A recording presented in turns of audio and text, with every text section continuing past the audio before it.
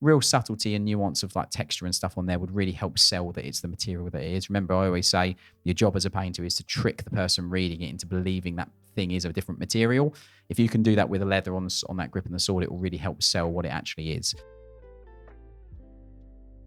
Hello everyone and welcome back to Critique Clinic, the video series where we give our patrons and you advice on how to improve your miniature painting. We've got some absolutely awesome ones to look at this week, so let's jump straight in and have a look. First up, we have Mecarol, who says, "Hi guys, worked on some of your comments from my previous submission on increasing the contrast of the lamps and incorporating some weathering. Still really struggling with getting smooth highlights on the black armor.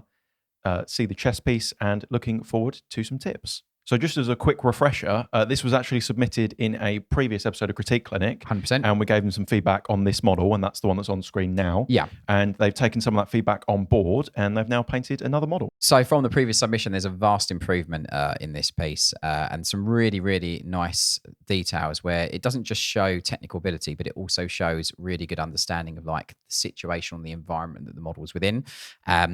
Just right from the get-go, I absolutely love the fact that the sort of purity seals that are like billowing in the wind, the huge gritty red ones, they're muddied and dirtied at the end, just to show that like, okay, they're billowing away in the wind, but when there's not a gale force 9 wind blowing on him, that they touch the floor and have integration there.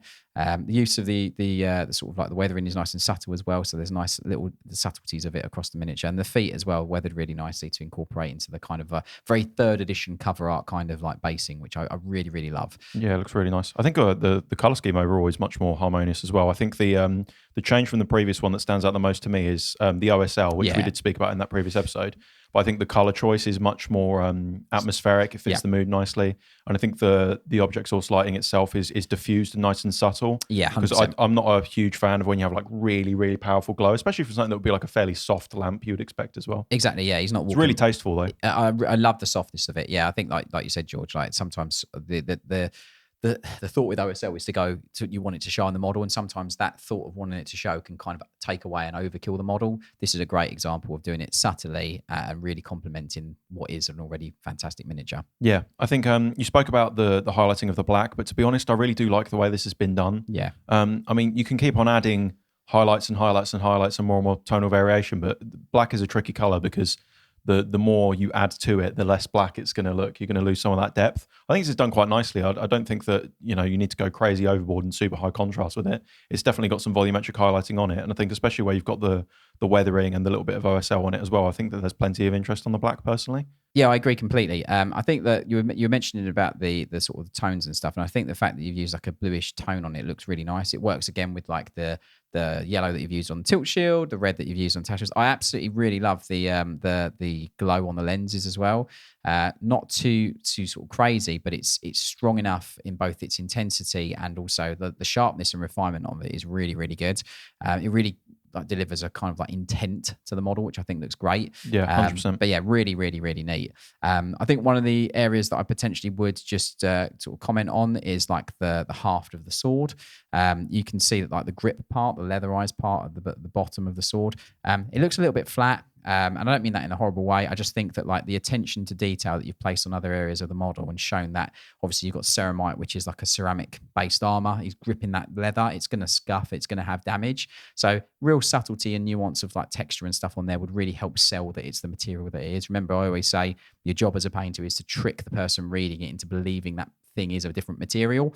If you can do that with the leather on that grip and the sword, it will really help sell what it actually is. Yeah, and I think you've definitely got the ability to do that, because when we look at the belt, you can see that you've definitely got loads of tones and nice like subtle weathering and stuff on there. Yeah, 100%. I think it's a commonality we see with when giving feedback. It's not that you can't apply and execute that. It's just being really, really granular in putting it everywhere on the model. If you're going to go to town on the belt and make it look like real nice worn leather, you need to do the same thing to other leather parts of the model. 100%. Even small areas, they're so easy to overlook when you're painting, and we've all done it. You get distracted.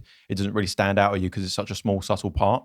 But taking a moment to pause, maybe take a photo of your model, look at it the next day, and just try to look out for those smaller areas of detail that maybe while you're painting, because they're small and less obvious, they don't really stand out as much. So things like that, they almost stand out by comparison because the rest of the model has got so much attention on it. And especially where it's actually, almost a focal point of the miniature. It's like right bang in the middle. I think something like that would go a long way. Definitely, 100%. And one tiny like other little nitpick that I have is just in relation to how the model has been attached to the base. There's a little bit of gap under these feet, which I think for me is a little bit distracting, especially when you've got this sort of nice soft lighting, because you're getting like a shadow under it. It kind of makes it look worse than it is. Yeah, he's kind of like, it almost looks like he's lofting the sword above him, and he's like stretching and he's like lifting his little toes up. But, but an easy way to get around that is just some like texture paste. Yeah. Citadel do it, I know, like Vallejo, and just get a tiny little bit of that on your brush and just sort of, slide some of that texture under the feet, and it helps kind of seal that kind of gap. It won't really detract from your basing either because it's nice and subtle, and then just paint over it in the same colors that you have used for the basing. But it's just a small thing, but I think when you're painting to a level like this, it is those little things that really set it over the edge. Yeah, 100%. I mean, so like if you haven't got texture paste, a little bit of PVA, just a little bit of sand, sprinkle that on as well. Yep. And the other thing I'd say to you with sand as well is typically sand has a smaller grit size typically, so it gives a nice variance of gradient and sort of like size of material on the base as well. But yeah, overall, what an improvement from the previous submission. I've got to say, I love the style of it. It's really, really cool. For me, this is what I see as like grim dark. It doesn't necessarily need to be really messy or really like weathered, or it's got that viable feel, which I really like about it. Yeah, and it's really amazing to see the improvement from your previous piece. So thank you for sharing that with us, and we're glad that we could help you out. Bats655, who previously submitted for Critique Clinic and showed off one of his Trench Crusade miniatures. We gave him some feedback. It was great. He's taken that on board and added those improvements. So let's see what we've got. So just as a refresher to see what they painted previously, it was this Trench Crusade miniature, which looks absolutely fantastic. We really loved the color scheme, but some of the suggestions were just some of the smaller details, like painting some of the buttons on the jacket. We suggested some potential color changes for the weapon to make it stand out a little bit more. And my main point of feedback was in relation to the helmet and how the weathering could have been applied to that as well to help it kind of blend in with the environment. Yeah, 100%. So it's really nice to see sort of like progression and sort of feedback being applied to your model. And I really think you've done a great job of not going too crazy with it. Obviously, when sometimes like, weather this bit or add a bit of weathering, sometimes the intention is, to go a bit too much with it, where I think you've been really refined and reserved with this, which is quite nice. The helmet still keeps that lovely red tone that you want it to have to indicate obviously their position or their rank, and then you've got the real subtlety of those chips and sort of like damage and stuff on there, which I think you've done a really good job of. Yeah, this for me is a massive step up on that previous miniature. I mean, the first one was great, but this has really stepped it up a lot, and I think it's proof that subtle changes and just small little tweaks like post paint job upon reflection can make such a big impact on how the miniature looks overall. Yeah, totally. Yeah, I think another thing you've done really well as weathering the helmet that he's got is also just adding in those bits of rust just on the gun as well, just to show obviously it's an older weapon, which I think is quite cool. So adding a little bits of rust here and there on the miniature just to add that interest and show function as well. So age, especially in the environment that Trench Crusade is set in, it's just really nice to see that you've actually had that a forethought of like moisture from like trenches getting onto the metals and causing the rust and stuff like that. So yeah, really well done. Yeah, 100%. Thank you for submitting your updated miniature, and we look forward to seeing what you paint next with the rest of your squad. Painted by Jim says, hello gents, I'm wondering if I can get some feedback on a few bits on my miniature. Generally pretty happy, but wondering if I can get your inputs. And some of the things that they would like advice on is the freehand in particular on the cloth and the tilt shield. So, Jim, I think you've done a great model. It demonstrates a lot of technical skill, which I think is really important, with especially painting in the heavy metal style. I think you've done really, really good. Like the highlight stages are visible, the chunky and the thin, and like all the different sharpness. The sharpness is great, isn't it? The sharpness is bang on. Like you've definitely got great brush control and pressure management with the brush. So well done on that. To dive straight in and talk about the thing that you asked first and foremost, which is like the key line on the cloak. I don't think like it's executed badly at all whatsoever. I think you've actually done a really nice job of it. I think one of the things I would say, however, is if you look at the inherent triangles, so like the top three, they're spaced quite nicely. So your spacing and proportions is really good. However, if you look at those triangles, if we're being really granular, each of those triangles is very different in its shape. Like the first one is very, very sort of like die cut, almost sharp like the edges. The other one has got like a little notch on the right-hand side. It sort of goes in a little bit. And then the other one is a bit flatter. So it kind of looks like three different upside down pyramids, if you're going to call it anything like that. They just look a little bit different, and I would focus more on sort of like the consistency of them than anything else. Like everything else, your placement, the report, like the spacing, with that key line as well, like the actual inherent line. Before me and George were sort of going through this, we were talking about the way to do it. Like George, you brought up a really good point, which is like a ruler. If you think of a ruler, it has the notches at different points. it's better to do the sort of like the spine first, or the actual outside line, and then go along it and put your notches so that you get the positioning correct, which is great. Yeah, the way I would kind of go about that is like paint this outer line first, Yeah. and then go in and literally with your brush just mark like tiny little dot and just kind of start mapping out kind of where you want these shapes to be. Yeah. The simple shapes like this are deceptively difficult because they're so simple. Unless they're like absolutely perfect, they look off. Yeah. So even, weirdly, more irregular shapes can actually be more forgiving with freehand. Yeah. When you're trying to paint stuff like really regular, if it's not absolutely spot on, it can look a little bit off. It shows that it's not spot on a lot easier. Yeah, but like we're sort of saying, treat it kind of like a ruler. So I would paint this line first, this outer edge. It's going to be fairly simple to follow because you've got the actual physical end of the cloak to kind of use as a reference. You can make sure that your spacing is nice and even the whole way up. And then at that point, I would start just going in with my brush, make a little dot here. I'd probably make a little dot further up. Then I would find the halfway point. Yeah. Then I would make, halfway between those points, make an extra little notch. Then maybe just paint a line sort of from the center of the bottom of the triangle to where the tip would be. Yeah. Try and get all those lines equal length. And then you kind of start connecting things up and just treat it really, really simply. You kind of like treating it like a grid paper or lined paper or something like that. And while you're doing them, I would get the overall grids and the shapes in place as George just said. But then as you're doing them, don't forget to always look at the previous one that you've done, just so that you're not inherently just focusing on the one that you're doing. You're also paying a bit of attention to the previous one to make sure that the next one that you're doing matches the previous one in shape and sharpness and angle and all those kind of things. It's about consistency. If it's a pattern like this, you want it to be as consistent as possible. Yeah. And then just continuing over with the freehand onto the tilt shield. Yeah. It's a similar thing for me. So the sort of checkered pattern on the top, it's just that thing of, once again, if it's not like really, really clinically straight and precise, it can look a little bit off. Yeah. It's just the nature of shapes like this. Yeah. So for me, like this top square, it's a little bit irregular. Yeah. So wherever you can, try and use like straight lines of the sculpt as a kind of reference for where you need to be at.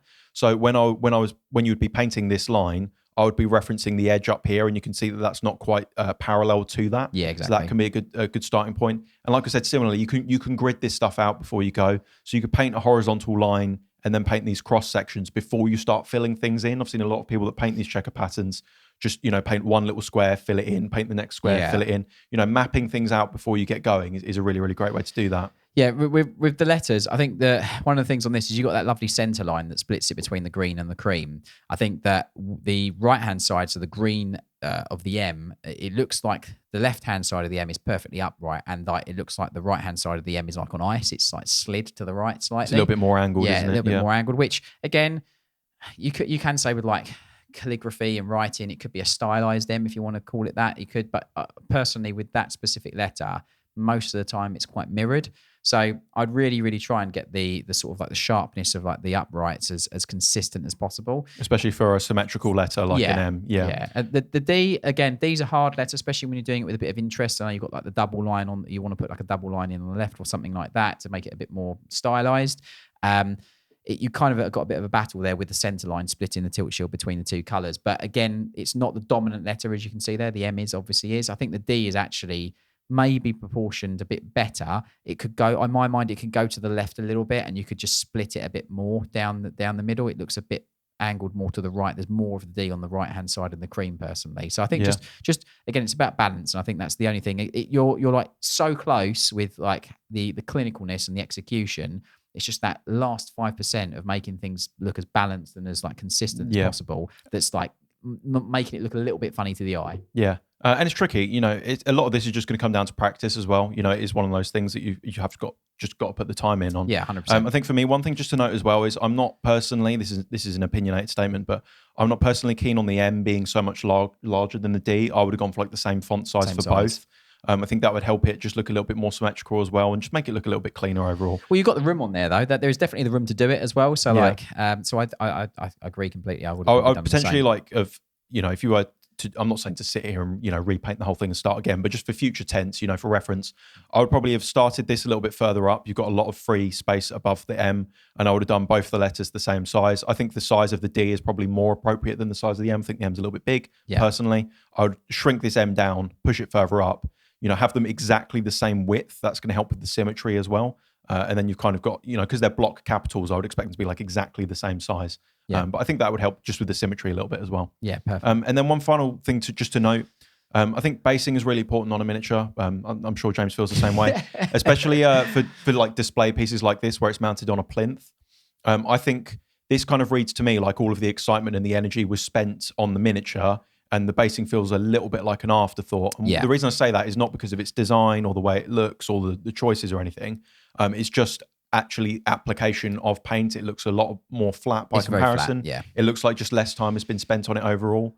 I would have spent more time shading and highlighting, this texture on the rock. Yeah, definitely. Maybe painting the skull a little bit more contrasting color. You could have picked some bone colors that would have complemented the cloth nicely. Yeah, I definitely say like it kind of gets lost, and like you could say like maybe the skull has got this like some fine dust over it, and that's why it's the same tone as the rest. But I think when you've got a sculpted detail like that on the base, and it really adds a unique bit of detail and interest to the model, you should lavish the same amount of attention to it, because it does, as George said, like it does look like all the fun has been on the model, and the base is kind of like the last thing that's been thought of. Yeah. Again, there is also as well in between the legs, there's like a green spill as well. So it looks like, I don't know whether that's maybe where it's been airbrushed or like the green's been put on or whatever. But just a little brush slip or something. A little brush slip, but there's some green on the base. I think tonal variants on the base would be needed. And you could do that with like tufts as well, even just changing up some of the tufts to just a slightly different green, just subtle things like that I think would really propel this, because I think I think that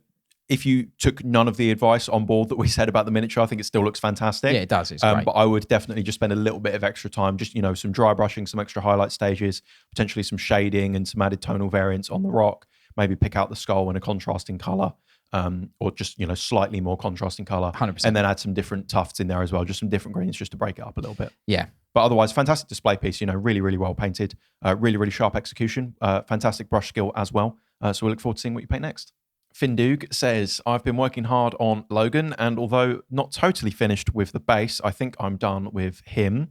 First time doing non-metallic metal gold on more than a bit of armor. So I think they mean they've painted like small sections before. Let me know what you think. So first and foremost, this is a fantastic miniature. I really love the composition on the rock as well, and just the way it's been painted overall. Yeah, top stuff. Me and James were talking about this a little bit before we started filming, and I think we're both in agreement that the style of non-metallics matches. It's weirdly stylized. Like I don't really think of non-metallics necessarily as being as having style within it too much. No, but I think it definitely does. So there's kind of two camps with non-metallic metal. There's like a heavy metal box art style of non-metallic metal, and there's also this sort of more realistic, like quote unquote correct to volumes and stuff. Yeah. But I think that the way that this has been done, I would say, is more akin to like box art non-metallics. And I think that really, really works, especially when you've got like, edge highlighted power armor. Because I think if we was to sit here and nitpick all of the non-metallic metal and say where the, like I say, the quote unquote correct highlight placements are and whatever, I think that you would then have to go in and apply all of that to the power armor as well, which I think isn't really your intent with this piece. Well, you couldn't have one bit of the model lit correctly and then the rest of it lit in a different way. In a heavy metal style, so you flat colours. You kind of need, because I was commenting, I'll talk about the main, but I was commenting on the top of the wolf, on top of the head, like that flat top part of the head here would be bright because it's flat to light, so it would catch light, and especially as it's gold, it would reflect. But the fact that the edges of the bright part and you've shadowed it kind of gives the illusion of it being a bit concaved as well, which is quite nice. I think one of the things I did comment on, however, is that I think that your contrast is really good on it, but I think in some areas you may have gone, in my opinion, it is an opinionated statement, a little bit harsh. So if you look at the head of the wolf head on top of the thing, those side bits of the maw being so dark, that like light would still catch there in some way. So I understand you've done contrast on there to define the top and all the highlights, and that's great. But I would probably have done a blend or a transition down and still have some shadow at the bottom, but just a little bit softer. But a little bit softer, yeah. I think it reminds me very much of like early second edition models where there was like a lot of like black lining and like super dark shadows. I think that's the only thing I would say. Nothing factually wrong. I think it looks great, but I think that personally, I think you want to just just dial back a little bit on how intense the contrast is on some bigger areas that would catch light. You know. Overall on the NMM though, I'm quite keen. To be fair, I think the color choices for the shading and the highlights are fantastic as well. I think it works really, really nicely. It reads as gold. Like I'm not sitting there going, "Oh, no, definitely. I think that you've had a hard battle here because obviously I know the model really well, and like the sort of belt of rust that he's got, like those wings, they are yellow, like on a lot of artwork and on the box art and stuff, and then you've obviously used the yellowish tone in the gold. So you've had to balance, like not put in too much yellow into the non-metallic. So then the belt buckle doesn't look like you've done, it looks like it's non-metallic, but you haven't done the work to make it look non-metallic, if that makes sense. Yeah, no, it all works. So I think you've done great. Yeah. The only areas that I really wanted to comment on was I think you've clearly lavished a lot of attention and time and effort onto this miniature, which is, again, a real compliment to you. I think that the haft of the axe, I think you can see there's a highlight on there, definitely. I think you could push the contrast on that a little bit, just so that it has... It's quite dark, isn't it? It's quite dark, yeah, compared to the rest of the model. And like, I think that it kind of, with all the work you've done, that looks like it's not got as much effort put into it. And I really think you've got the skill and the ability and the refinement. So I would definitely paint it with the same amount of investment of time as everywhere else on the model, if that makes sense. I think it's the same story with this sort of like cable here as well. Yeah. Just a little bit flatter by comparison potentially. Yeah, but I think just some brighter color choices, I think, for highlighting this would go a long way. Yeah, a bit more saturation, because the model's very nice and bright and punchy. Yeah, it looks got some lovely bright colors. I think that especially when you've got it on the head of the axe, which we'll get to in a second, but just a more vibrant, purples or magenta colors, I think would work nicely. Even if you just done like brighter points towards the corners of each of those little bits of leather banding, I think that would help. Like, it's nothing wrong with obviously the tones or colors you've used. The purple works really nice. It's a harmonious color to the red of the axe blade, which is great, and you've got obviously the blue and the yellow again, which is great. So yeah, I think just increase the highlights on certain parts of that just to really define it more. The other thing I wanted to comment on actually is and you've done a really good job overall on the model of it, but I think things like, for example, the gemstones, like obviously you've got like an edge highlight all the way around and across the facets of the gem, but you clearly got the ability with a brush to put like catch lights and spot highlights and all that kind of stuff. Really, really go in and just put the corner highlights on those gems just to really define the sharp points of it. And there's another gem lower down on the model on the front that again is it looks a bit flat and doesn't look like it's catching the light. It's like, it looks like a dirty gem rather than like a polished gem. So I really would go in and put the same level of attention on those as well, because it's the little details that really help complement and boost the quality of the model. And it just shows, again, like I always say, you're trying to deceive the eye to make the person read it as something. If it's a gem, it would catch light and it would have like a little corner reflections or spotlights where it's catching on the different facets or the sharp points of the gem. So just go in and do that. I think it will really add a lot of value to that gem. Yeah, I agree. And then one just final point to note, I think in regards to the axe, on the sort of right side here, there's some really, really nice soft blends and transitions and gradients. I think it's a little bit inconsistent with the left side. Yeah. And just in terms of the technical execution, like that blend is a lot more harsh on this side than it is on this side.